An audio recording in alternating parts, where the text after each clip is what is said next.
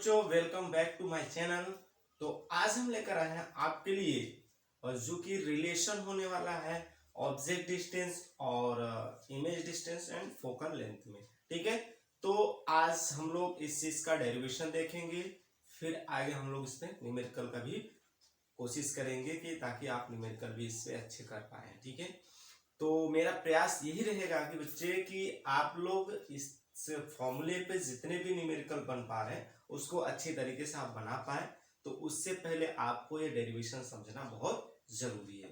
तो ध्यान रखना, आप अपना पेन और कॉपी निकाल कर रख लीजिए नोट्स बनाने के लिए, ताकि आप अपना एक अच्छे से नोट्स तैयार कर सकें और चैनल को सब्सक्राइब और लाइक करके रखें कि आने वाला वीडियो आप तक पहुंच सके। तो चलिए लेट न करते हुए क्लास को स्टार्ट करते हैं। आप लोग अपना पेन और कॉपी लेकर रेडी हो जाएं। चलिए इधर देखिए, यहाँ पे हमने हेडिंग बना रखा है कि जो है हमारा mirror formula for concave mirror की। जरा देखना मेरे प्यारे बच्चों, यहाँ पे एक हेडिंग पड़ा हुआ है कि mirror formula for concave mirror. तो अभी जो हम लोग फॉर्मूला डिराइव करेंगे ये कॉनकेव मिरर के लिए रहेगा। ठीक है, तो कॉनकेव मिरर क्या होता है जरा समझिएगा। कॉनकेव मिरर फॉर्मूला में रिलेशन किन किन बातों पे रखती है उनके बारे में हम लोग देख लेते हैं। जरा देखिएगा, mirror formula is a relation between focal length of the mirror and distance of object. देखिए दो बातों का जिक्र हो गया। पहला कह रहा है मिरर फॉर्मूला क्या होता है, रिलेशन बिटवीन किस में रखता है, फोकल लेंथ में रखता है and distance of the object and image from the mirror. यानी देखिएगा, पहले तो ये इस पे बात कर रहा है, दूसरा फोकल लेंथ, ठीक है, एंड इमेज की बात कर रहा है, इमेज डिस्टेंस की बात कर रहा है। ठीक है, आई बात समझ में। तो जो मिरर फॉर्मूला हमारा होता है, एक तो डिस्टेंस होता है, ऑब्जेक्ट डिस्टेंस की बात करता है, दूसरा क्या होता है फोकल लेंथ की बात करता है, और तीसरी जो होती है इमेज डिस्टेंस की बात करता है। तो इन तीनों का एक रिलेशन बनाकर एक फॉर्मूला प्रूव किया जाएगा। उस फॉर्मूले को हम लोग बोलते हैं मिरर फॉर्मूला। ओके, क्लियर हो गया। चलिए देखिए आगे, यहाँ पे मैंने एक पॉइंट बनाया कि रियल इमेज बनता है, तब के लिए हमें क्या निकलता है फॉर्मूला। एक हमारा होता है इमेजिनरी, यानी वर्चुअल भी हम बोल सकते हैं उसको। ठीक है,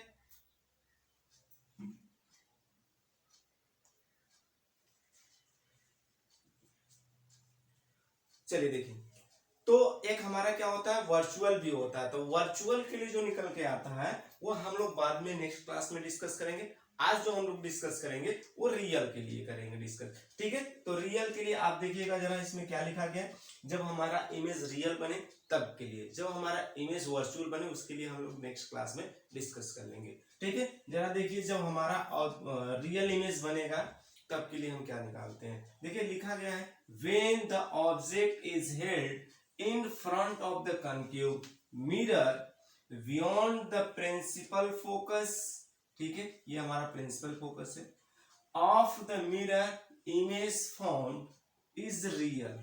बात समझिएगा मेरे प्यारे बच्चों, कह रहा है जब हमारा ऑब्जेक्ट कहाँ रखा हो, कॉनकेव मिरर के फ्रंट पे रखा होगा। तो हमने ऑब्जेक्ट को यहाँ पर रख दिया, ये कॉनकेव मिरर है, ये क्या है हमारा कॉनकेव मिरर। ठीक है, कॉनकेव मिरर के हमने क्या कर दिया, फ्रंट पे ऑब्जेक्ट रख दिया, जो कि ऑब्जेक्ट हमारा ये है। ठीक है, ये क्या है ऑब्जेक्ट है, ऑब्जेक्ट हमने यहाँ पे रख दिया।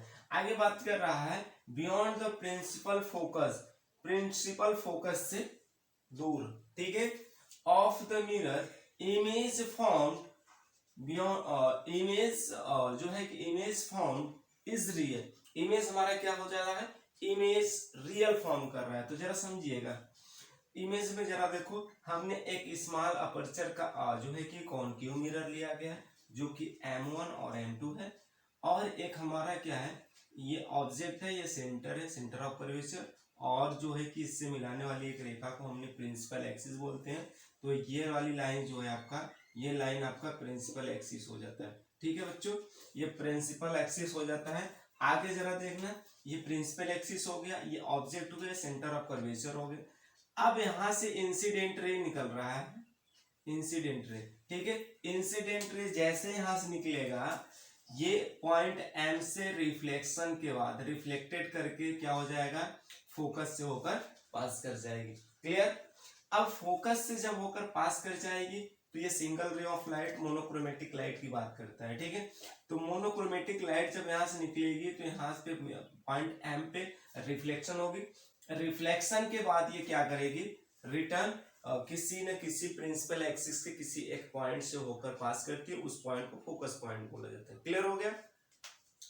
अब दूसरी जो रे ऑफ लाइट यहां से निकलेगी कुछ इस तरीके से निकलेगी, वो भी निकलेगी किसके, प्रिंसिपल एक्सिस के सापेक्ष, ठीक है। प्रिंसिपल एक्सिस के सापेक्ष निकलेगी। जब प्रिंसिपल एक्सिस के सापेक्ष निकलेगी बच्चों तो ये क्या हो जाएगा, हमारा जो रे ऑफ लाइट मिलना चाहिए वो कहाँ पे मिलेंगे, यहाँ पे मिलेंगे।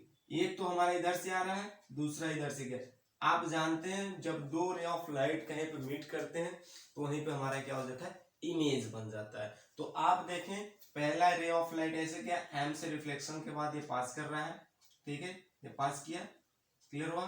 दूसरा रे ऑफ लाइट ऑब्जेक्ट क्या से गया ऐसे प्रिंसिपल एक्सिस के अकॉर्डिंग, तो यहाँ पे जो है कि एक दूसरे को कट कर रहे हैं, तो हम कह सकते हैं कि इमेज डिस्टेंस जो होता है, इमेज कहाँ बन रहा है, यहाँ पे बन रहा है। इमेज यहाँ बनेगा तो हम इमेज डिस्टेंस के लिए क्या सिंबल लेते हैं, वी लेते हैं। इमेज डिस्टेंस के लिए हम सिंबल क्या लेते हैं, वी लेते हैं। आप देखेंगे तो फोकल लेंथ भी आप अगर जो है कि पोल से मेजर करेंगे, पोल से जिस प्रिंसिपल एक्सिस के जिस पॉइंट से रे ऑफ लाइट पास करती है उस पॉइंट को फोकस पॉइंट बोलते हैं। फोकस पॉइंट और पोल के बीच की जो डिस्टेंस होती है उसे ही हम बोलते हैं फोकल लेंथ बोलते हैं। यहाँ पर भी देख रहे हैं सेम चीजें हो रही है, लेकिन यहाँ पे क्या हो जा रहा है, इमेज वहीं पर बन जा रहा है, तो हम उसे काउंट इमेज डिस्टेंस भी कर लेंगे। क्लियर हो गया बच्चों।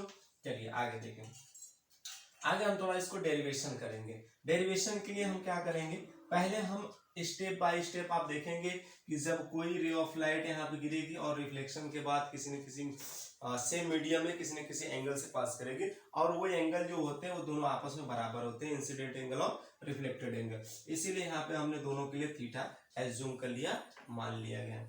और यहाँ पे जो एंगल है यहाँ पे अल्फा हो गया है, इसके लिए बीटा, सॉरी गामा, इसके लिए बीटा हमने मान लिया। एंगल सभी का समझ में आ रहा है। देखो यहाँ पे हमने अल्फा लिया, यहाँ पे हमने क्या लिया, गामा लिया, यहाँ पे हमने बीटा ले लिया। और एक इमेजिनरी लाइन हमने क्या गिराया, प्रिंसिपल एक्सिस पे एक इमेजिनरी लाइन हमने परपेंडिकुलर ड्रा किया, उस लाइन को हमने एच डिनोट किया। ये एच हाइट पे है, ठीक है, ये दिख रहा होगा शायद आपको, ये डॉट डॉट लाइन जो एम से और प्रिंसिपल एक्सिस पे गिरा हुआ, उस पॉइंट का नाम हमने दे दिया पी डैश, ठीक है। और उसकी हाइट की बात करें तो एच हो गया। क्लियर हो गया। आगे चलें। चलो आगे हम बात करते हैं त्रिभुज जो है M O P dash. M O P dash देखिए जरा कहाँ है, एम इधर है, ओ इधर है, पी डैश यहाँ है। क्योंकि हमने इसको एक पाइथागोरस प्रमेय यूज करने के लिए हम एक परपेंडिकुलर लाइन ड्रा करते हैं, ये नियरेस्ट द पोल, पोल के बहुत करीब होता है, इसलिए P dash equal to P हो जाता है। यानी यहाँ पे अगर आप देखेंगे तो P dash equal to P हो जाएगा। इसीलिए जो हम यहाँ पे लिए हैं P की जगह P डैश हो जाएगा। और हाइट भी हमने यहाँ पे दिखाया आपको कि जो डॉटेड लाइन है वो H डैश के रिस्पेक्ट में। क्लियर हो गए। आगे चले। अब यहां से आपको एक त्रिभुज दिख रहा होगा जो कि पाइथागोरस प्रमेय आप यूज कर सकते हैं, होल्ड कर सकते हैं, ठीक है। जरा देखिएगा यहाँ पे एक अल्फा हो गया, पहले तो आप एम ओ पी डैश बना लो, ठीक है, ये एच लिया गया है। और अल्फा के लिए देखिए ऑब्जेक्ट है बाबू, तो ऑब्जेक्ट और पोल के बीच की जो डिस्टेंस होती है वो क्या होती है, यू लिया गया। ऑब्जेक्ट डिस्टेंस के लिए यू लिया जाता है। मैं यहाँ पे लिख दे रहा हूँ इन सब सारी चीजों को कि इसके लिए क्या लिया जाता है। देखो जो आपका ऑब्जेक्ट डिस्टेंस होता है, ऑब्जेक्ट डिस्टेंस जो होता है डिस्टेंस के लिए वो हम लेते हैं u, ठीक है। अब वो डिपेंड करता है ये माइनस है कि प्लस है, वो हम डिपेंड करेंगे कि ऑब्जेक्ट है कहाँ, ठीक है।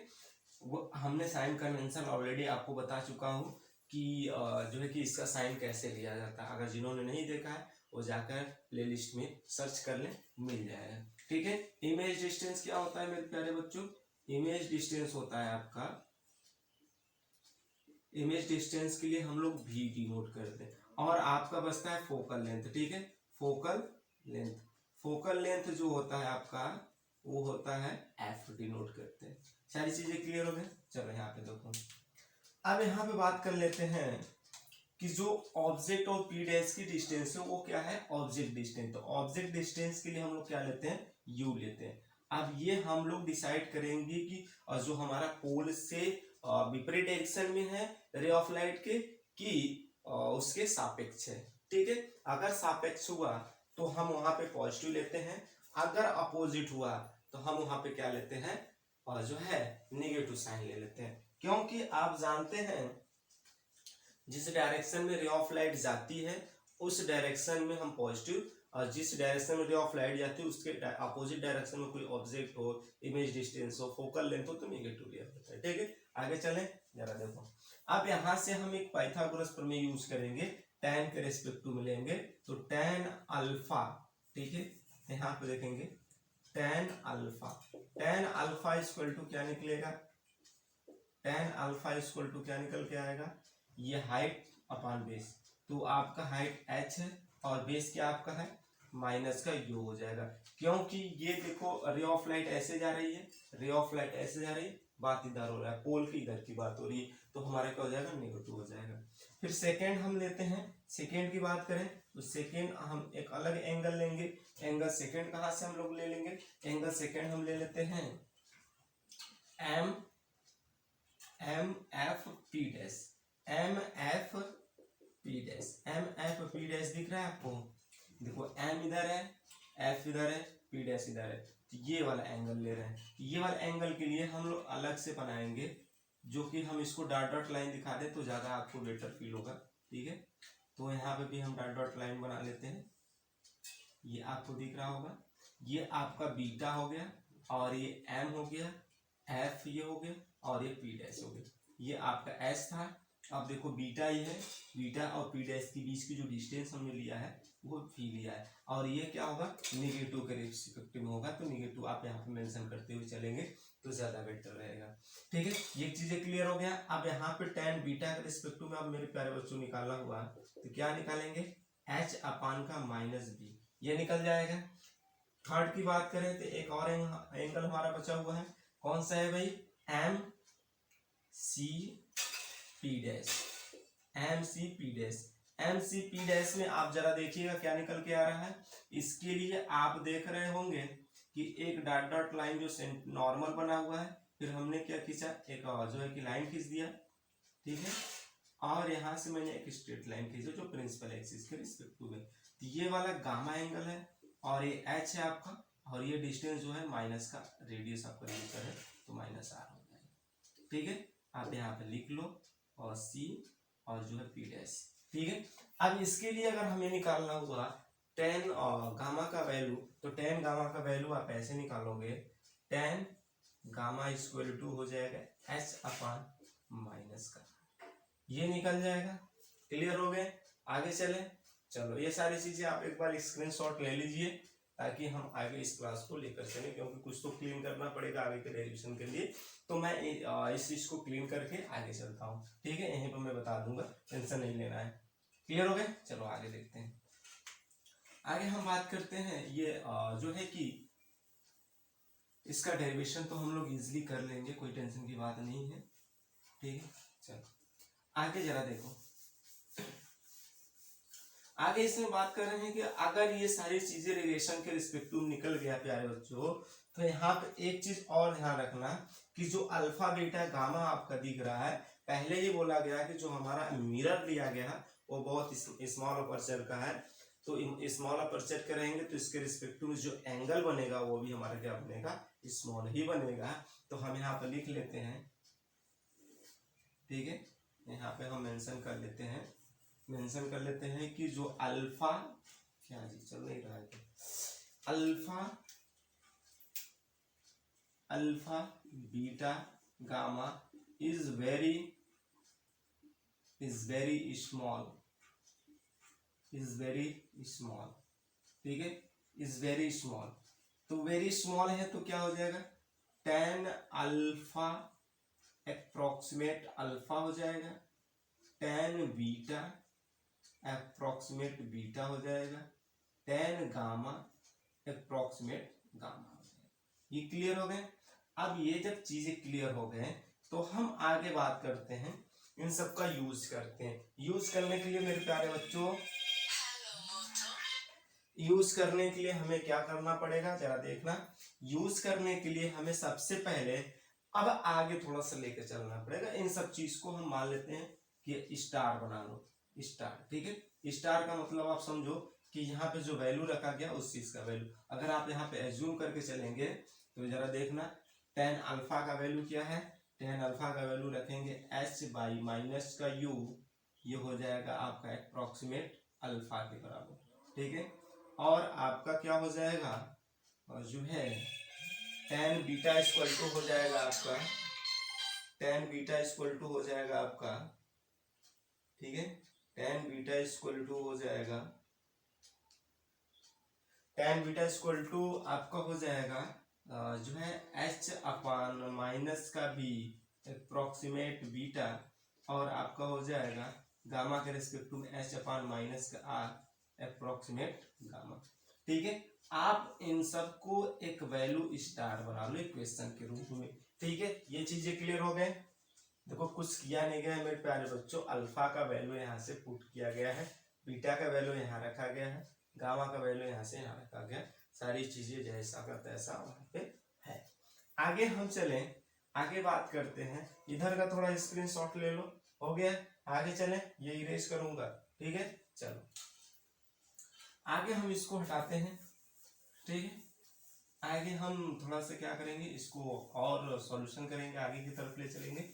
आगे समझो, आगे बात करते हैं कि ये जो रिलेशन निकल के आया है बच्चों, इस रिलेशन में हम लोग क्या करेंगे, थोड़ा सा और प्रूव करेंगे। जैसा कि यहाँ पे हम बात करते हैं त्रिभुज यानी ट्राइंगल, ट्राइंगल की बात कर लिया जाए तो ट्राइंगल आप देखेंगे, इस वाले ट्राइंगल को हम ले लेते हैं, बात कर लेते हैं M O C triangle, M O C, M इधर दिख रहा है, ओ इधर दिख रहा है, सी, तो आप कुछ इस तरीके से देख रहे होंगे, ठीक है, और ये इस तरीके से, ठीक है।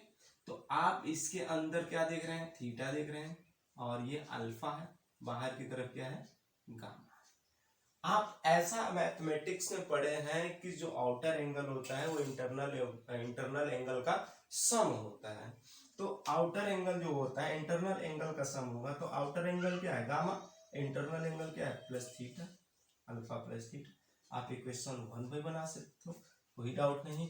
फिर ट्राइंगल क्या देखेंगे, ट्राइंगल, ट्राइंगल लेंगे, ट्राइंगल में आप एक चीज देखेंगे, ट्राइंगल, ट्राइंगल में और एक हम लोग देख लेते हैं जो है एंगल, जो कि आप देख रहे होंगे कुछ इस तरीके का है, ये डॉट डॉट कर देता हूँ क्योंकि डॉट वाला लाइन दिया गया है, ये डॉट में है, फिर ठीक है।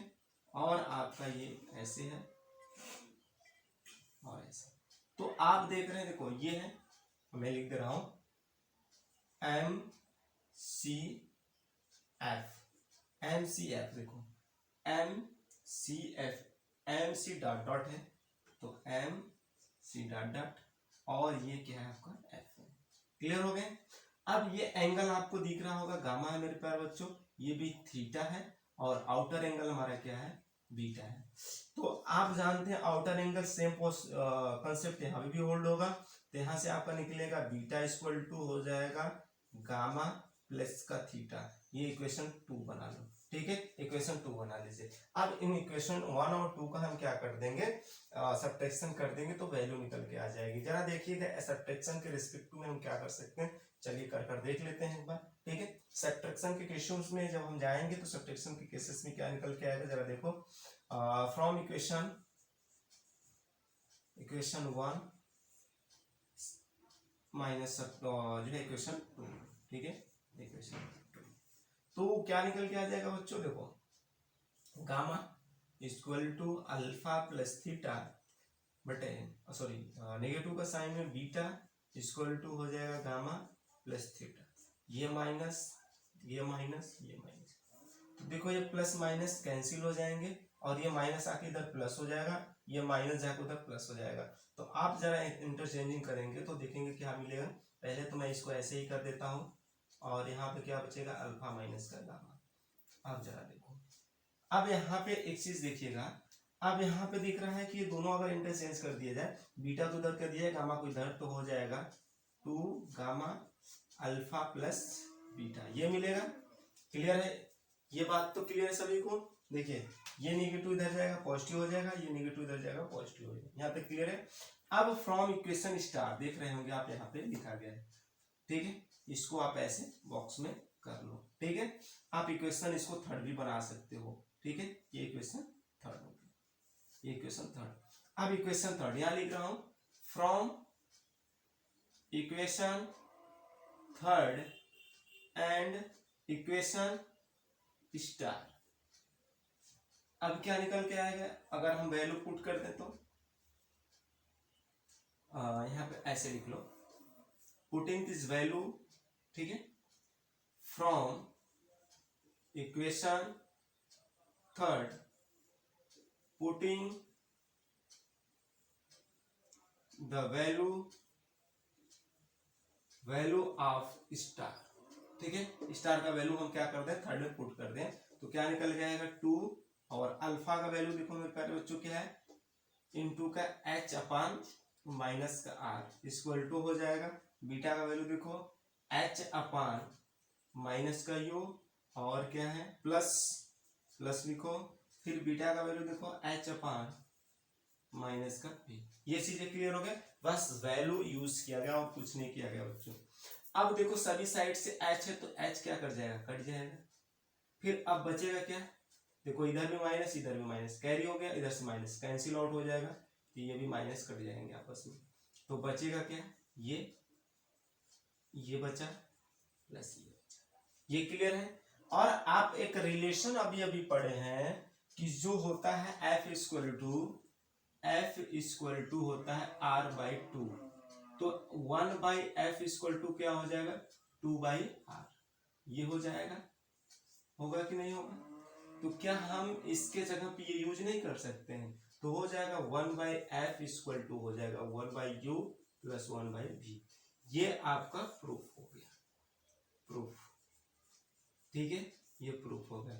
शायद हो सकता है ये नीचे हो गया, दिख नहीं रहा होगा आप लोगों को, तो मैं यहाँ पर लिख दे रहा हूँ कि जो इक्वेशन निकल के आया होगा, ठीक है, ये इक्वेशन आया है आपका 1/f equal to 1/u plus 1/v, ये इक्वेशन आपका फाइनली प्रूफ हो गया, ठीक है। कब हुआ, जब हम यहाँ पे एलिमिनेट किए 2/r को, ठीक है।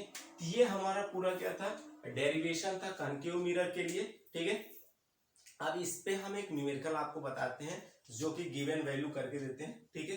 बाकी का चीजें मैं जब न्यूमेरिकल टॉपिक्स कराऊंगा कि पूरा क्लासेस हमारे न्यूमेरिकल कराएंगे, तो उसमें हर एक टॉपिक्स का न्यूमेरिकल हम पूरी तरीके से अच्छे ढंग से बेसिक से एडवांस की तरफ कराया जाएगा, टेंशन नहीं लेना है, ठीक है। थोड़ा सा मैं इसमें एक प्रोसीजर बता देता हूँ कि इसका क्वेश्चन कैसे सॉल्व करते हैं, ठीक है, बहुत ईजी होता है, जरा देखना, जो भी वैल्यू है आप इजीली रख सकते हैं, इरेज करें, स्क्रीनशॉट ले लो, नोट्स बनाने के लिए काम देंगे। चलिए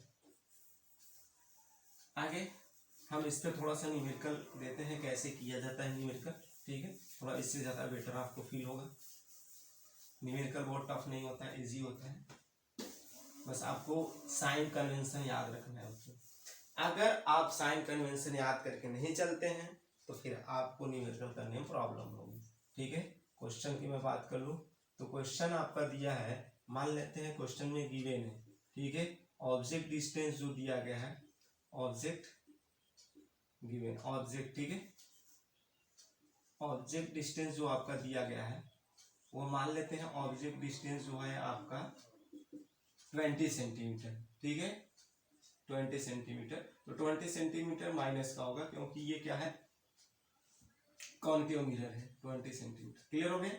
आगे मैं बात कर लेता हूँ इमेज डिस्टेंस, इमेज डिस्टेंस, ठीक है, इमेज डिस्टेंस अगर आपको पता है तो हम कह लेते हैं इमेज डिस्टेंस मान लेते हैं आपका बन रहा है 10 सेंटीमीटर, ठीक है, तो ये भी माइनस मारा हो जाएगा। आपसे क्या पूछ सकता है, फोकल लेंथ पूछ सकता है, फोकल लेंथ, ठीक है, आपसे फोकल लेंथ पूछ सकता है, तो फोकल लेंथ के लिए यानी आपसे एफ पूछ सकता है, तो फोकल लेंथ निकालने के लिए आपको जो गिवन वैल्यू दिया गया है, यानी जो वैल्यू है, चलो सॉल्यूशन में आप देखिएगा, सॉल्यूशन में गिवन क्या है, यू का वैल्यू आपको दिया गया है -20 सेंटीमीटर, ठीक है, और वी का वैल्यू दिया गया -10 सेंटीमीटर, और एफ का वैल्यू पूछा गया। ये क्लियर हो गए। तो आपके पास फॉर्मूला क्या होता है 1/f, अभी अभी आप प्रूव किए, u + 1/v।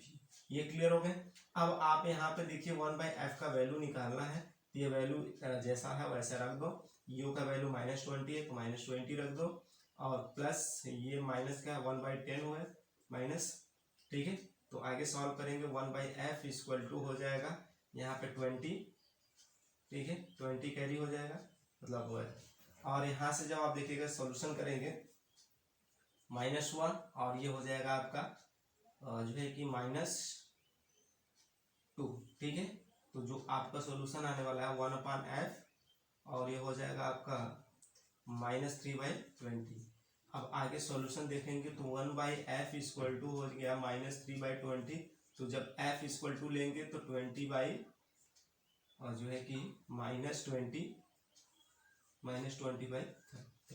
तो जब इसका और इजीली शॉर्ट फॉर्म करेंगे तो -6.67 सेंटीमीटर। क्योंकि आप देखे थे कि जो हमारा फोकल लेंथ था वो कनकेव मिरर के लिए नेगेटिव था, तो ऑलरेडी यहाँ पे भी नेगेटिव साइन करके आया है, यानी ये करेक्ट है। और आप इसी तरीके से क्वेश्चन सॉल्व करेंगे, और ये चीजें जो दिया गया है ये ऑलरेडी जो क्वेश्चन देगा उसमें इसका नाम जिक्र करेगा, बोल कर देगा। अगर फोकल लेंथ नहीं दिया रहेगा तो वहाँ पर रेडियस ऑफ कर्वेचर देगा, तो रेडियस ऑफ कर्वेचर दिया रहेगा तो रेडियस ऑफ कर्वेचर इस फॉर्मूले पे रख के हम वहाँ से फोकल लेंथ निकाल सकते हैं, ठीक है। ये वीडियो यहीं तक रखते हैं, बाकी मिलते हैं नेक्स्ट वीडियो में। अगर ये वीडियो अच्छा लगा हो तो मेरे प्यारे बच्चों चैनल को लाइक और सब्सक्राइब और शेयर करना